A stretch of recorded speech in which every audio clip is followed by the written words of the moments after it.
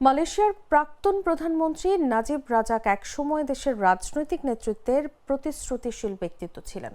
নাজিব 2009 সালে প্রধানমন্ত্রী হওয়ার সময় সংস্কারের প্রতিশ্রুতি দিয়েছিলেন এবং কিছু বিতর্কিত আইন বাতিল করেছিলেন। তবে 9 বছরের ক্ষমতার পর তিনি দুর্নীতির অভিযোগে কারাগারে। বর্তমানে 72 বছর বয়সী নাজিব এক এমটিবি কেলেঙ্কারিতে যুক্ত হয়ে 6 বছরের সাজা ভোগ করছেন। শুক্রবার তার বিরুদ্ধে আরও একটি বড় মামলার রায় ঘোষণা হওয়ার কথা রয়েছে, যা দোষী সাব্যস্ত হলে তার সাজা বাড়তে পারে।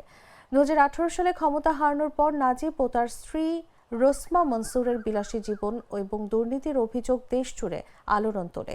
এক এমডিবি তহবিল থেকে কোটি কোটি ডলার ব্যক্তিগত সম্পদ, বিলাসবহুল জীবনযাপন ও হলিউড সিনেমায় ব্যয় হয়েছে বলে অভিযোগ ওঠে। নাজিব এসব অভিযোগ অস্বীকার করলেও 2020 সালে এক মামলায় দোষী সাব্যস্ত হয়ে সাজা পান। একসময় মালয়েশিয়ার সবচেয়ে ক্ষমতাধর নেতা নাজিব আজ দুর্নীতির প্রতীক হয়ে ইতিহাসে স্থান করে নিয়েছেন। শুক্রবারের রায় তার রাজনৈতিক ভবিষ্যৎ এবং অবশিষ্ট প্রভাব নির্ধারণে গুরুত্বপূর্ণ ভূমিকা রাখবে।